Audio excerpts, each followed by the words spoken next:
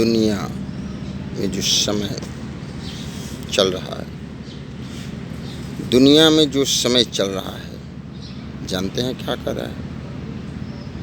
नमस्कार, जय श्री राम। आप सभी को यही एक बात कहना चाहता हूँ, दुनिया में जो समय चल रहा है, क्या कहना चाहता है पता है?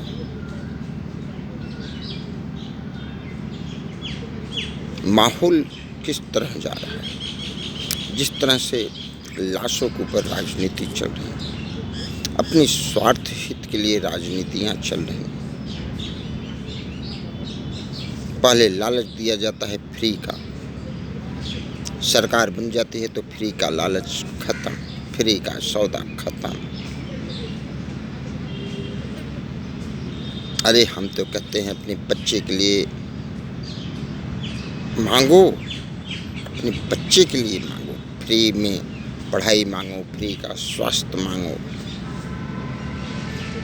पढ़ाई फ्री मांगिए। पढ़ाई हमारे गरीब बच्चे पैसे के लिए नहीं पढ़ पाते, जब पढ़ेंगे नहीं तो अफसर कहाँ से बन पाएंगे? ना कोई आरक्षण, ना कोई कुछ, कोई किसी का बाधा नहीं है। सिर्फ पढ़ाई, एक गरीब आदमी मारा जाता है तो पढ़ाई के ऊपर, पढ़ाई की वजह से उसके बच्चे नहीं पढ़ नहीं पाते, क्योंकि इतनी महंगाई है। आज तुम अपने बच्चे को कोई ग्रेजुएशन डिग्री दिलवाना चाहोगे तो पता नहीं कितने लाखों रुपए की डिमांड होती है। तो कहाँ से एक गरीब आदमी पढ़ा सकता है अपने बच्चों को? ये बताइए आप सब। समय की मांग है। सरकारें जो चल रही हैं इस समय, देश में जो सरकारें चल रही हैं, राज्य में जो सरकारें चल रही हैं, उनका एक ही मकसद है कि हमारी कुर्सी बची रहे। उनकी लड़ाई सिर्फ अपनी कुर्सी का है। आज जिस प्रकार से देश का माहौल बना हुआ है, कहीं हिंदू, मुस्लिम, सिख, ईसाई, ऊंच नीच, जाति, समुदाय, भेदभाव जिस प्रकार से चल रहा है, आने वाले समय में विनाश का कारण बनेगा।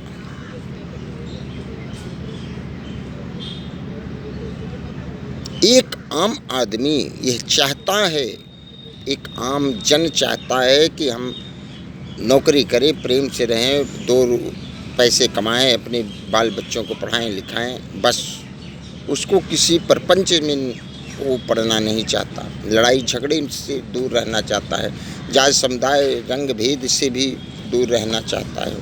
वो अपने परिवार को ही अपना दुनिया मान के चलता है। ऐसे एक नहीं, इस देश में 70% लोग ऐसे हैं जो ये चाहते हैं कि भैया अपने काम काज से मतलब रखा जाए, क्यों इन चक्करों में पड़े।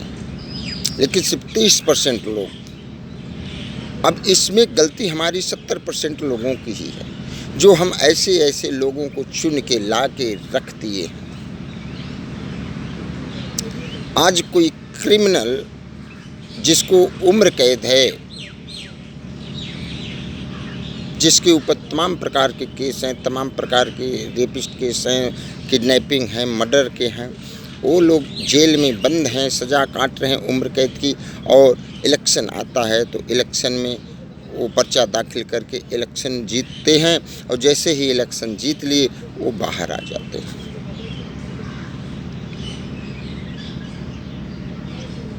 ऐसे लोग विधानसभा, संसद में अगर वो पहुंचते हैं तो देश का क्या माहौल बनाया जाएगा? देश को गालियां दी जाती हैं, अलग देश की मांग चल रही है। जम्मू कश्मीर कुछ और आलापे जा रहे हैं, पंजाब में कुछ और आलाप निकल रहा है खालिस्तानियों की। इससे सचेत होने की बात है। हमारी जो देश की पुलिस, आर्मी, जो भी हैं, जो भी इंटेलिजेंट ब्यूरो हैं, एजेंसियां हैं, उनको सतर्कता बरतनी चाहिए, सतर्क रहें, क्योंकि देश का माहौल रुख जो है अलग लाइन पे चल दिया है।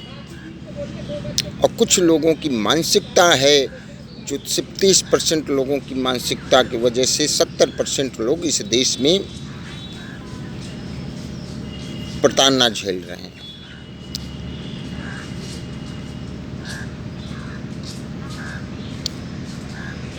कोई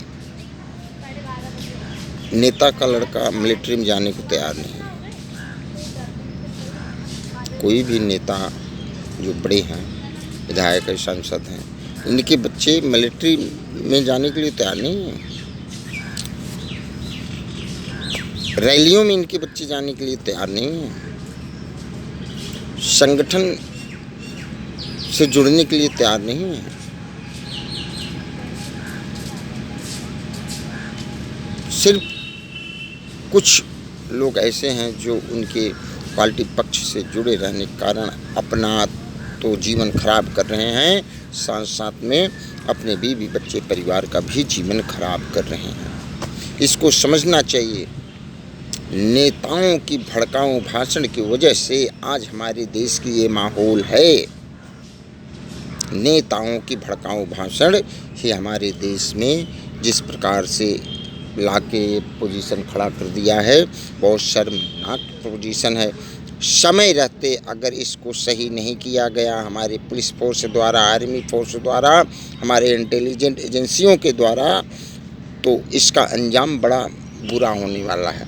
क्योंकि जिस प्रकार से इन्होंने हर एक इंसान की मन के अंदर ऐसी वहम फैला दिया गया है, कट्टरतावाद दिखा दिया गया है, वो उसके देवी देवताओं को गाली दे रहे हैं तो उनके दे रहे हैं, उनके समाज को गाली दे रहे हैं तो उनके समाज को गाली दे रहे हैं।